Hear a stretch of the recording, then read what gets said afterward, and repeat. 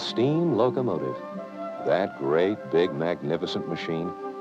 We had some pretty good ones, and we had some outstanding ones on our railroad.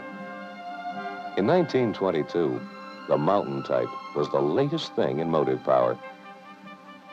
But hotshot trains got heavier and had to go faster, and engines to run longer. And when more than once, one of these big 482s out of the roaring 20s couldn't make the grade in the competitive 30s, the boss said to get something better. The new 800 class Northern type needed to be the best ever seen on an American railroad. We could tell from the design, all through assembly at the American Locomotive Company in Schenectady, New York, to the first test trains, that this was going to be a thoroughbred. A 90-mile-an-hour 484 roller-bearing beauty.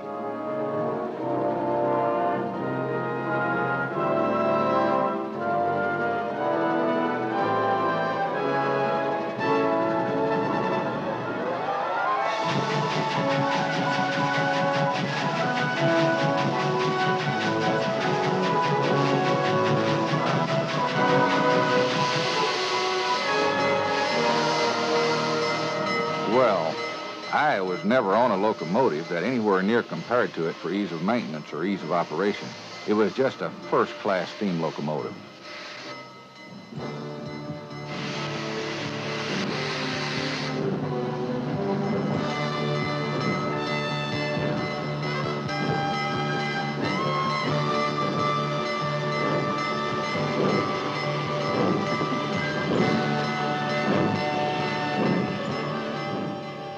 The mechanical engineer made the remark that people at American Locomotive thought the 800 class was the best steam engine that his locomotive works had ever built.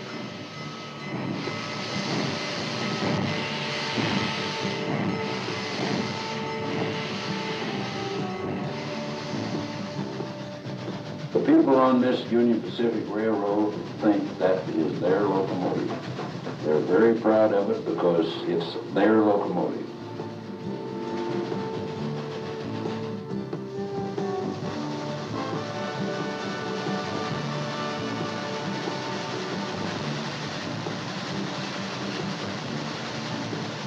Originally, when it was delivered, we called that the 844.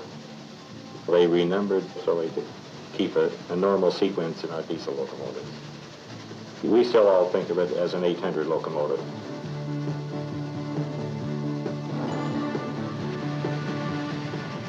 It's the nostalgia of steam.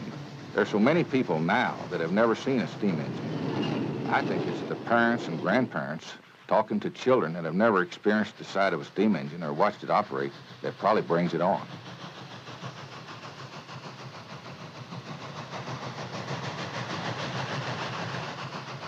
People love to hear the various whistle sounds by individual engineers and tell Mama, start putting the coffee on, I'm headed for home.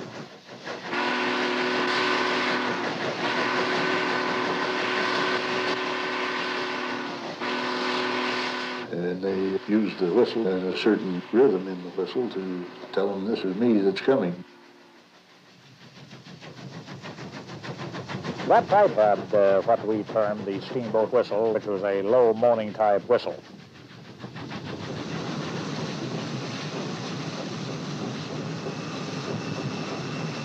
Clear rock. The block is clear, the railroad is clear. Did you notice I had a hot for you? Yes. How's the water? Overloaded. You're always complaining about too much water. Overloaded. Always. That's why I got my face washed all the time, because you keep too much water in it. Well, it's either too high or too low. Too much smoke, not enough smoke. No pleasing the hoghead. No two men had to work together more closely than the engineer and the fireman.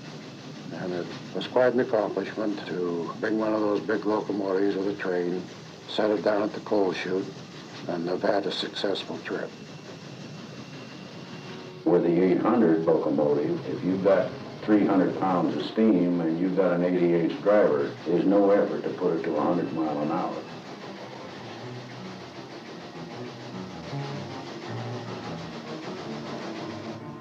People are always asking how fast it'll go. I don't think anybody knows you could just go faster and faster until you run out of nerve. But that's all speculation because now we don't run over 55 miles an hour. They made the same run day after day. So the engineer didn't have to get out his watch and look at the milepost to see how fast he was going. He knew the way the engine went down the road, the way it went around the curves. He just felt how fast he was going. I said, I've always wanted to ride one at 100 miles an hour. The brakeman says, well, if you get it up to that, I'll buy you a cigar when we get to Green River. After leaving a 70-mile-an-hour restricted curve, we attained the speed of 100 miles an hour. It was a good cigar.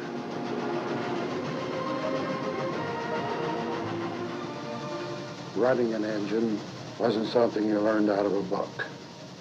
You had to have a feeling, the seat of your pants. And it just seemed like engineers were born, not always made.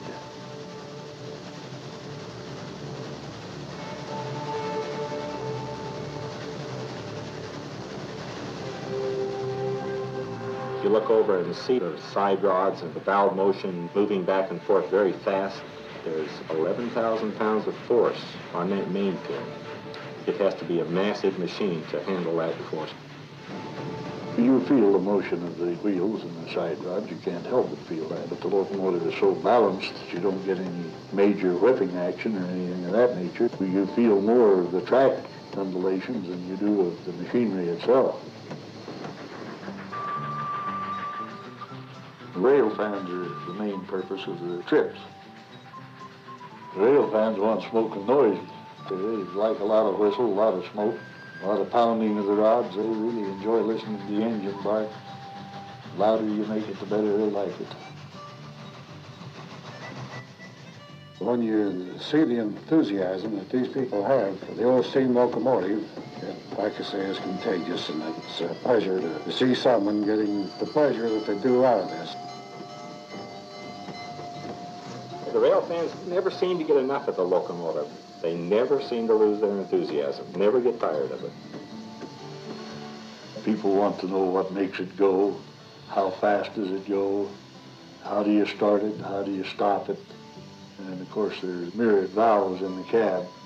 They always get the feeling that, boy, you really have to be a wise guy, a smart guy to handle all these valves.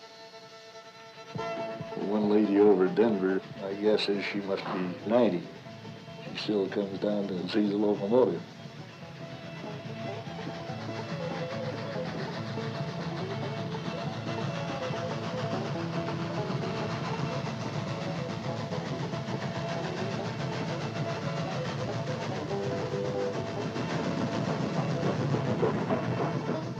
The most memorable trip in my mind is when we started at Omaha and covered the western states and wound up at the World's Fair in 1974.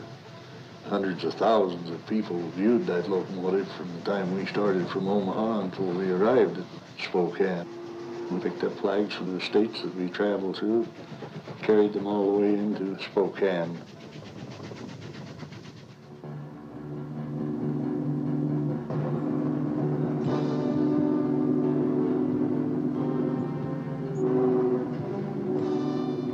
Pleasure to fire it, run it. It was a great big roaring mass of muscle. And it was a real satisfaction to make a good run with them. And they really got out and made good time. It made you feel like you were accomplishing something, and it was nice being an engineer.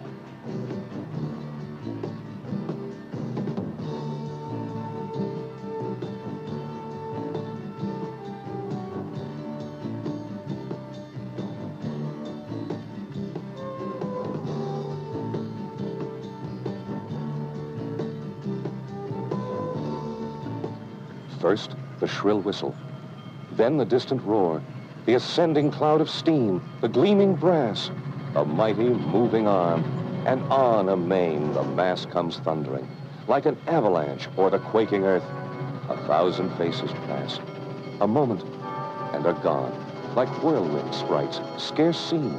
So much the roaring speed benights all sense and recognition for a while. A little space, a minute, and a mile. Then look again. How swiftly it journeys on. Away, away along the horizon, like drifted cloud to its determined place. Power, speed, and distance melting into space.